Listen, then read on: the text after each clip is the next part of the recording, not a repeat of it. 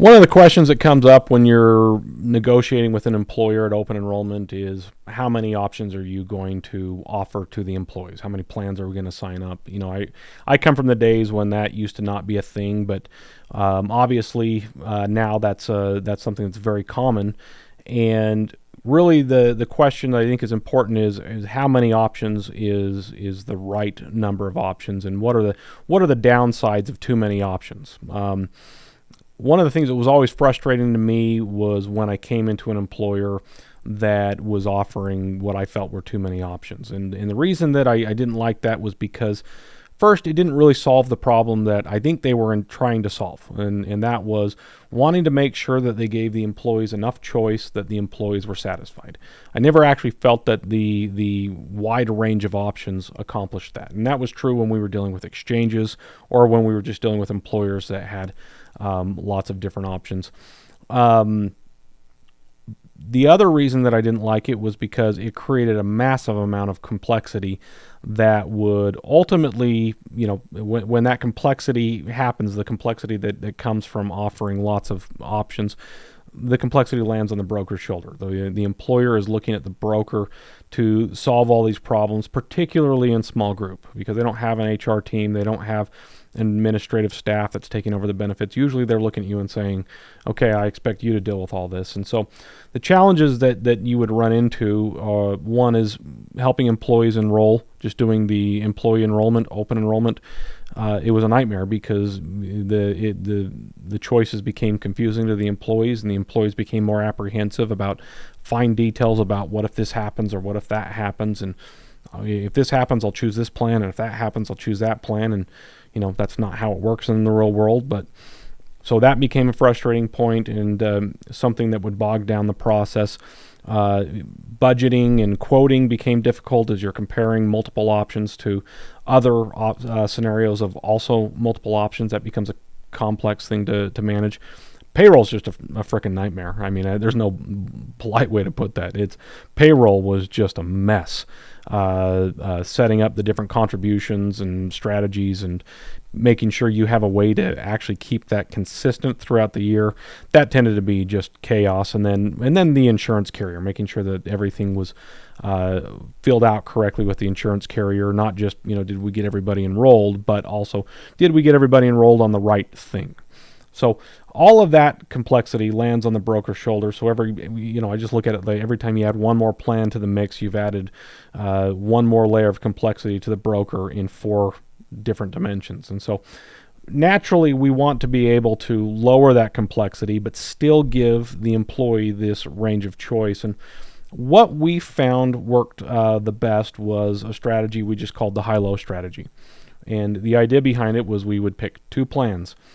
We had a high plan, and that was a plan that had higher premiums but lower out-of-pocket expenses for employees that had, ongoing medical issues that they needed constant benefit from.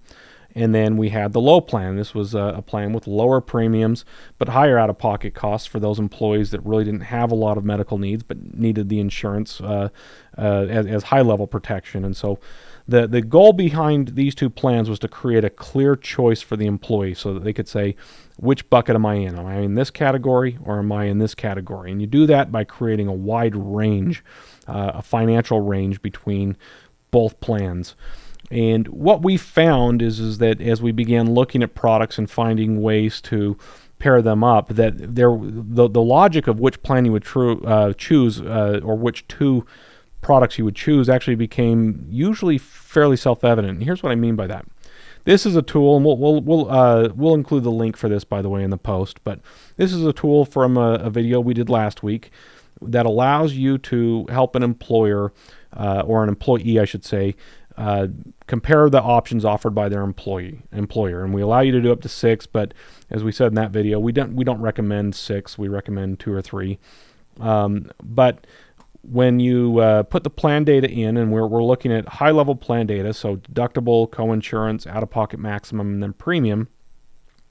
When you look at the experience of a user or a member over their utilization year, you get some sort of a report that tells you, okay, if their claims are within in a certain price range, how much will the member be out of pocket when you add out-of-pocket expenses and premiums together? So what is the total net out-of-pocket expense to the employee?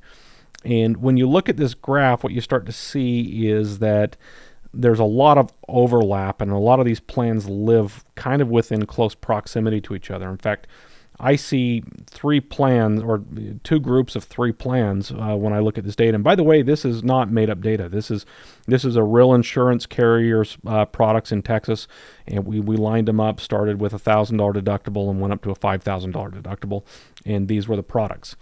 And when we look at the data here, what I am seeing is I'm seeing really 2 groups and 1 winner in each group. When I look at this this first 3 sets, and it's interestingly enough, it's the top 3 plans. So it's ABC plan. I don't want to name the carrier or the products. ABC plan through GHI plan.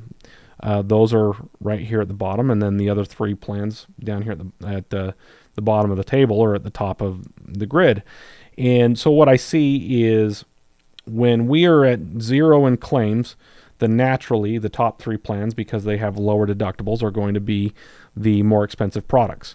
And then when we cross about this point over here, these plans start to become cheaper as claims go up, and the out-of-pocket thresholds for these lower plans becomes higher. So when I really look at this, what I see is the 2 winners I see are the orange plan and the dark blue plan. So that would be JKL and ABC plan, or a DEF plan. And so what that means is that if we took a member kind of using that high-low strategy and said, okay, if you're somebody that has no out-of-pocket expenses expected, then at 0 in claims, you're going to be, let's see, a premium of $8,125 a year, and this isn't really including an employer contribution, but just run with it.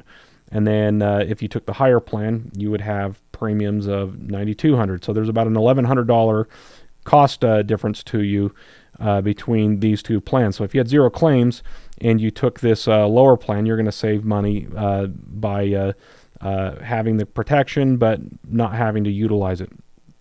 If you were over here and you said, you know what, I think I am going to have a lot of claims, and we're going to have claims in excess of $25,000.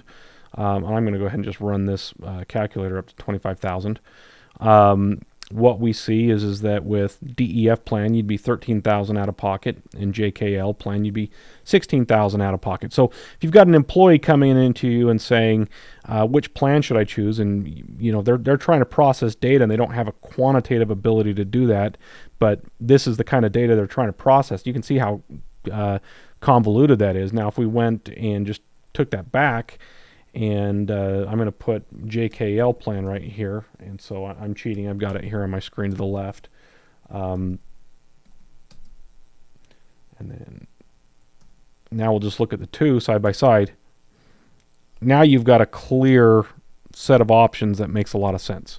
You just simply say, okay, look, our threshold is about $3,000 in claims, and if you're going to have more than $3,000 in claims, then you're probably going to want to be on the high plan. If you think you're going to be lower than $3,000 in claims, you're going to want to be on the low plan. So point is that there really isn't a lot of reason to offer lots of options. When you really look at the plans and you start mapping them out, you see that there's generally 2 or 3 in a maximum case, but really there's only usually 2 winners. And so offering only 2 options makes the choice easier for the employees, solves the complexity, and you're not putting employees generally in a worse position, assuming you've got a simple way to analyze plans. And again, the tool is going to be included in the link, so you'll have access to that. But I hope that helps, and we'll catch you in the next video.